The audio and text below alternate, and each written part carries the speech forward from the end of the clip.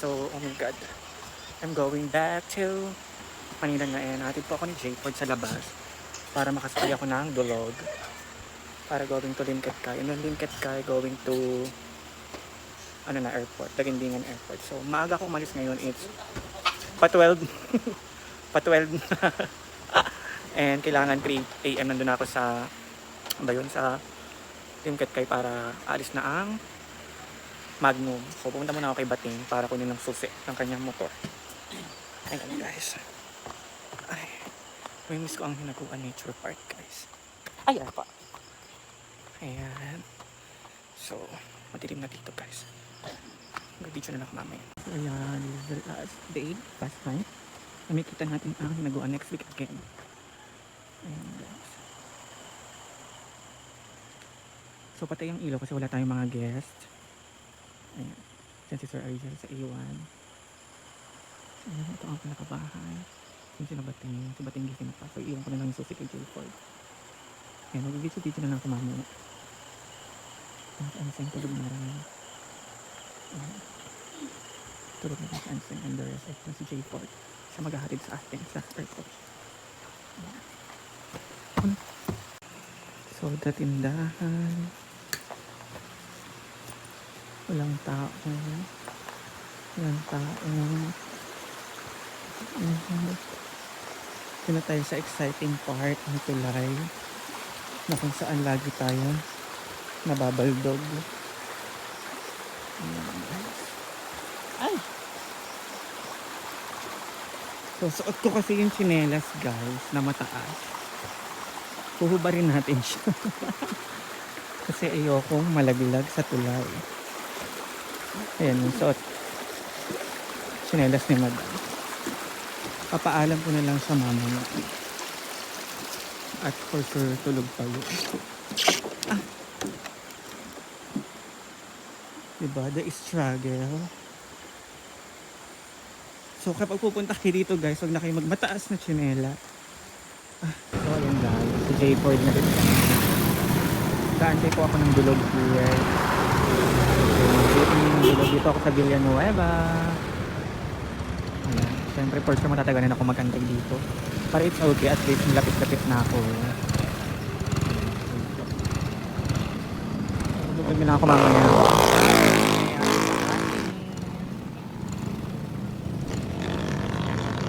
Ito ako lagi sumasakay. Simula natutunan ko mag-commute.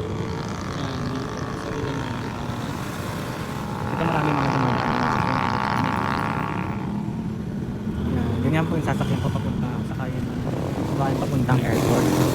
Tawag dyan ay Dulog.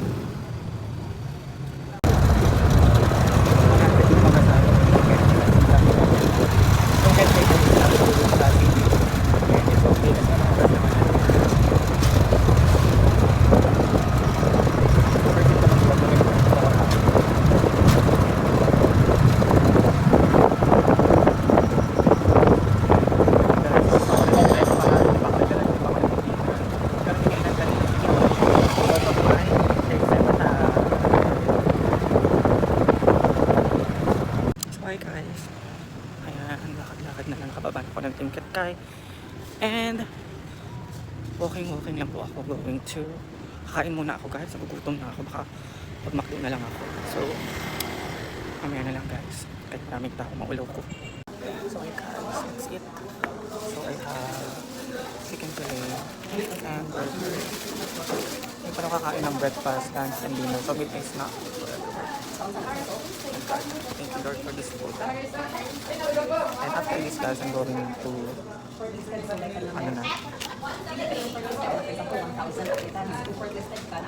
going to airport na after this.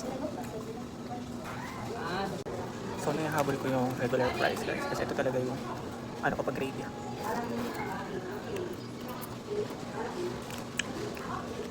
Kakasubo ko lang guys, kusuka.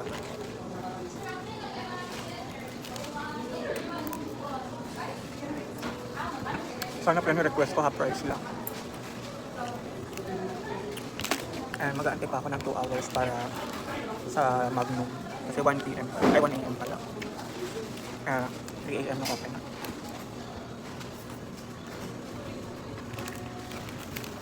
Hindi ko na maubos ng rice. Busog na ako. So sa burger na ako agad.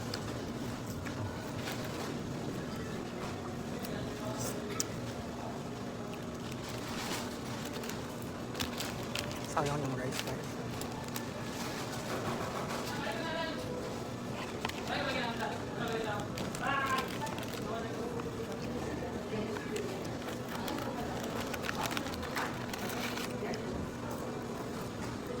So, mag-video na lang po ulit kapag andun ako sa airport o kaya mamaya sa Linsano sa kaya ng Magno.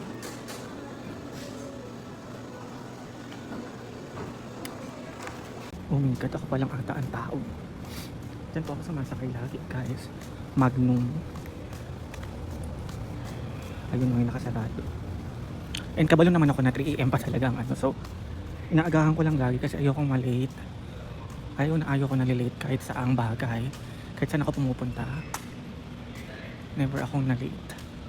Yan, ngayon, ang aga ko dito. Ayan guys. Dito tayo sa Lingkit guys.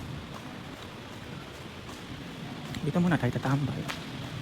Kaya hindi naman din mainit. Kaya okay lang na nandito tayo. Ay, naay ng electric fan. So ayan guys. Diba?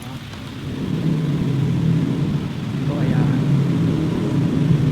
3 AM. 3 AM. So yan. 3:30 pa na. Pero 3 AM open na to guys. So ako nga pala ang tao. Mag-live muna ako sa Facebook. In fairness, ang dami ng store dito. Mga food cards. So time check guys. It's 2:48 in the morning. So mag-prepare na sila. Medyo marami na naman din yung kasama today. Guys, may mga kasama na ako. Bawal mag-video sa loob. So dito lang tayo sa labas. Mamaya siguro after nilang buksan yan, pwede ko na kaming pumasok. And I'm so sleepy na. I'm so tired. And I hope na makatulog ako sa biyahe. At kapag puyat talaga ako guys, nag-iiba yung boses ko. Na parang malat na yun. Yung mukha ko haggard na. And ilang oras pa guys. Mahaba-habang oras pa yung antayin ko. And sana makatulog din ako sa aeroplano. So, see you later. So finally, nakasama na ako sa bahan. Sa Magnum guys. So, 3:30 na umaga. And 1 hour travel. So, grabe yung pagod talaga kapag uwi ng Manila. Kasi laging kailangan maaga. Kasi pag na-late, patay. Bibili ulit ng bagong ticket. Pero kapag galing ng Manila naman, hindi naman ako na-late. Actually ako nauuna. So, bye-bye. Hi everyone. So, nakapag-check-in naman na ako. May nagsirang escalator. And ayan, dito na tayo. 4:40 po, 4:35. 4:35 dito na tayo sa airport. And kaya gising ko, lagi buti na lang may gumising sa akin. Kaya ayun guys, dito na tayo sa airport. Kaya dire-diretso na for the last check-up. And waiting na lang ng boarding time. So bawal na mag-video dito sa loob. So see you later. Ano lang mga guys, sobrang ganda na ng airport dito sa Lagindina. Dito na kami sa baba. Kanina umakit ako, di ba, kaakyat. So malipat na, bumaba ulit ako kasi hindi na doon sa taas. So bumaba ako. Ang ganda na ng airport, bagong bukas. Sa may AirAsia. Dati kasi doon sa taas na maliit lang. Pero ngayon sobrang laki na ng pinagbago ng AirAsia dito sa Lagindingan Airport. Perfect. Sobrang laki. Sobrang lawak na ng space. Ang lamig. Pakita ko sa inyo. Diba? Ang laki na ng AirAsia. Ito sa Lagindingan Airport. Sobrang laki. Sobrang lawak. Ganda. So, feeling na pala. Going to Manila. So, dito na ako pakitalaga kasi iba't ibang linuhin po tayo mga na kawal sa kanila. So, kaya, hit lang. So, finally guys, nakalabas na rin po. And 5:30 in the morning na. Ang ganda, ang lawak dito ng bagong ng ng Lagindingan Airport, guys. And ayan guys, sobrang laki, sobrang lawak. Oh my God! Look, di ba? Ito yung bago ng Lagindingan Airport. As you can see na sobrang laki, sobrang lawak. My God! Magiging international airport na rin kasi sila guys. So, kaya ganyan. Inopen na nila. Ayan, sobrang laki, sobrang lawak. Ang perfect guys. Grabe ang improvement. Halos ilang taon na akong pabalik-balik sa Lagindingan Airport ngayon. Sobrang ganda na. Pero sobrang laki, lawak, lahat-lahat. Kasi sooner or later, may international airport ang Lagindingan. Kaya mas pinalaki, mas panilawak. Dalaw-dalaw na yung terminal. To the buckle and tighten the belt by pulling on the buckle strap to unfasten of the metal flaps. Whenever the seatbelt sign is on, you must return to your seats and fasten your seatbelt securely. Should an oxygen mask like this drop from the compartment above your seat, immediately pull the mask firmly towards you. Place the mask over nose and mouth with a headband tightly around your head and breathe normally. It is normal for the mask not to fully inflate after activation. Place your own mask first before assisting others under care. Your life vest is under your seat, so use it. Sweep it overhead like this. Clip on the waistband and pull it tight.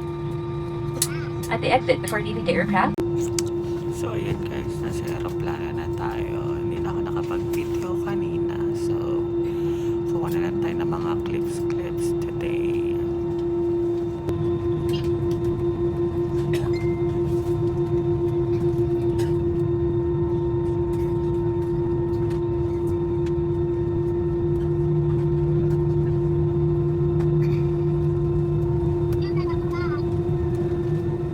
Tayo ngayon na at Manila.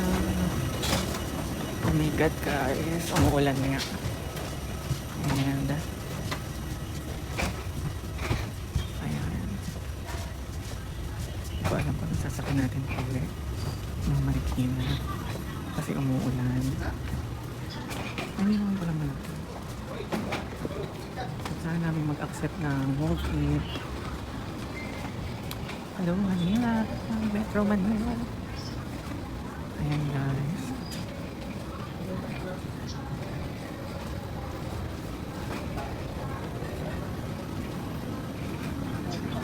Confirm na guys, may bagyo ang Manila. So, on campot na lang, makakauwi na ako ng bahay namin at makakapagpahinga. Grabe. Nakatulog ako sa aeroplano. Hindi ko lang alam mga ilang minuto na kasi sobrang lamig. And, ayan. Lamig guys, buti na lang may dala akong jacket.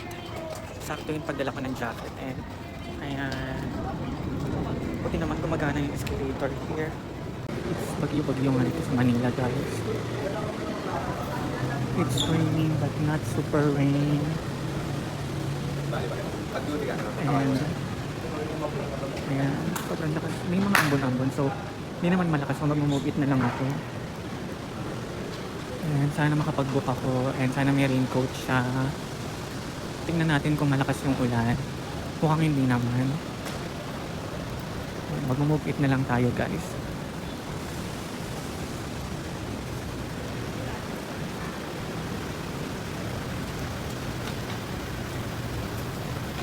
Pero magbubuk na muna ako. Wala namang ulan niya. Pero feeling ko kagabi umulan. So, ngayon na lang ako guys. Mag-video kapag nakapag-book na ako. Oh my God, guys. It's raining. And mag-move it ako. Wala pa nag-accept. So kung mag-move it, lamis kong mag-move it. And kung wala talaga mag-accept guys, mag-grab na lang ako or ang tawag na to, in-drive. But I'm gonna try. Mga 5 minutes pag wala pa rin. So, ano na ako? In-drive. Sana may mag-accept.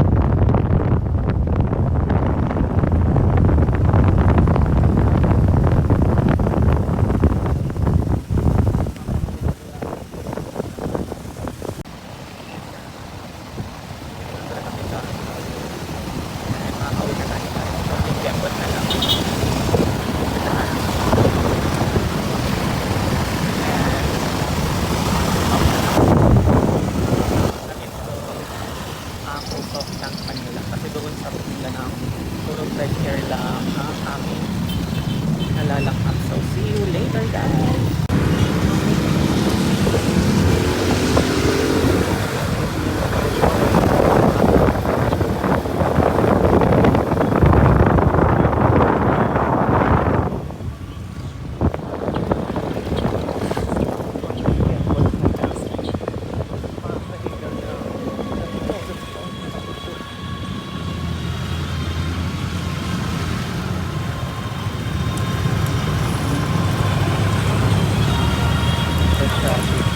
So, I'm home na, guys.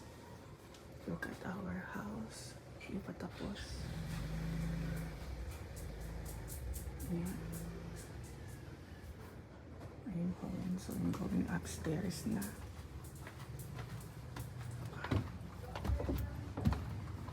My God, napagod ako sa biyahe.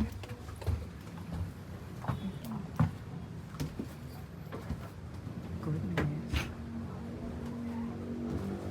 Ito yung terrace namin. May tao ba? Wala. Ay. Washing machine. Yan guys, nagbablog na ako sa bahay namin. Yan natin yung mga napanalunan ko. Ayan.